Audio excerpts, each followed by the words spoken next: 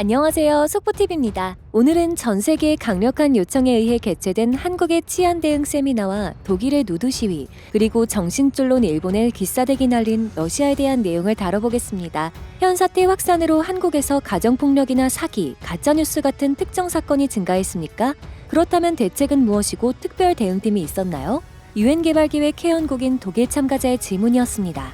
김용종 경찰청 위기관리센터장의 한국경찰의 대응 사례 발표가 끝나자 37개국 대표 120여 명의 참여자가 질문을 쏟아냈는데요. 경찰청이 유엔개발계획 서울정책센터와 함께 한국경찰의 대응 체계를 국제사회에 소개하는 온라인 세미나를 개최한 자리에서입니다. 화상회의에서 열린 이번 세미나는 스테판 클링어벨 UNDP 서울정책센터 소장이 최근 여러 나라로부터 현 사태를 극복할 방안을 모색해달라는 요청을 받고 있다. 한국의 성공적 사례를 공유하자는 입장을 우리 정부에 전달하면서 마련됐습니다.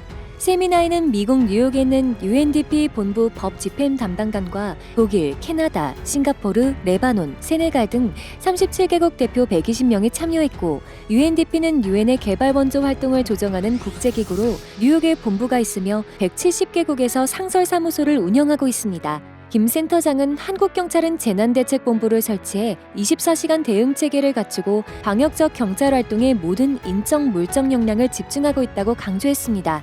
특히 한국경찰의 대응 경험을 자세히 공유해달라는 요청을 받았는데, 자가격리자 소재 확인, 불법행위 수사, 방역당국의 역학조사 지원, 다중이용시설 합동점검 등을 단계별로 설명했고, 발표를 경청한 각국 참가자들은 채팅창을 통해 궁금증을 풀었습니다. 이탈리아 참가자는 현 상황에서 사회적 약자에 대한 경찰의 보호는 어떻게 이뤄지고 있느냐고 물었고, 싱가포르 참가자는 대응 업무로 평소에도 힘든 경찰 업무가 폭증하진 않았느냐, 또 이에 대한 대응법은 무엇이냐고 질의했습니다. 짐바브웨 참가자는 유치장 내에서 사회적 거리두기는 어떻게 하고 있는지 궁금했고, 예멘 참가자는 분쟁 지역 재건과 방역을 위해 한국 경찰의 직접적인 도움을 요청하기도 했습니다.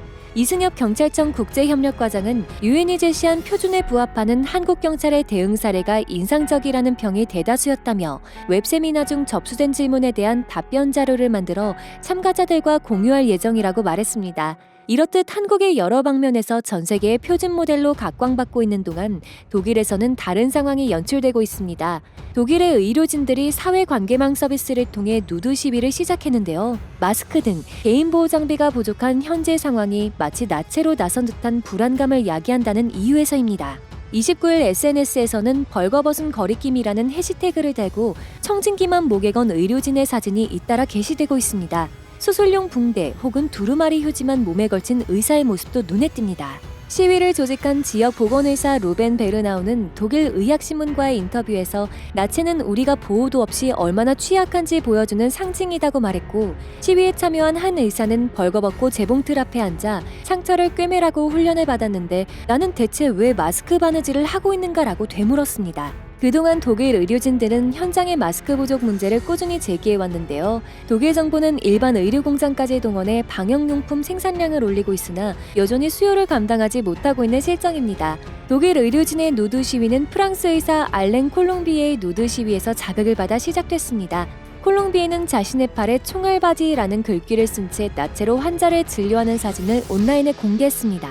현 사태에서 의료진이 총알바지가 됐다는 뜻입니다.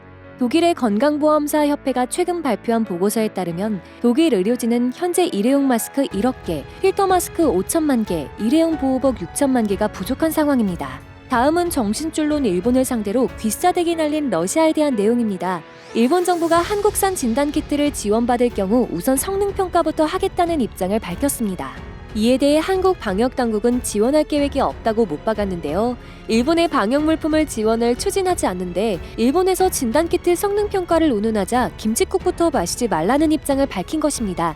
이렇듯 지 분수 모르고 일본이 날뛰자 러시아가 한국 대신 응징했습니다.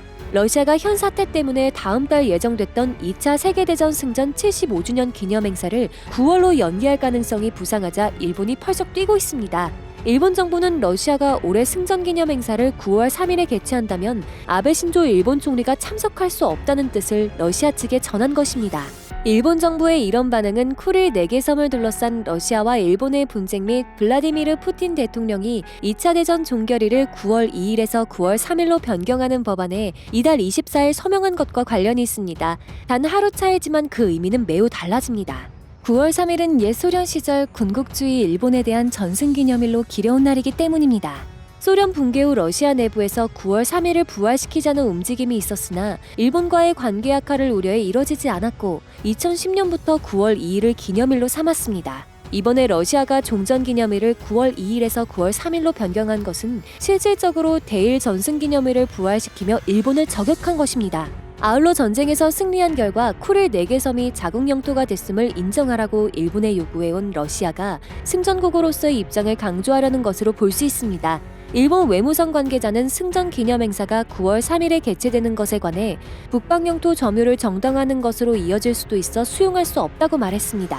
이상 속보TV였습니다. 감사합니다. 구독과 좋아요, 알람 설정은 저에게 큰 힘이 됩니다.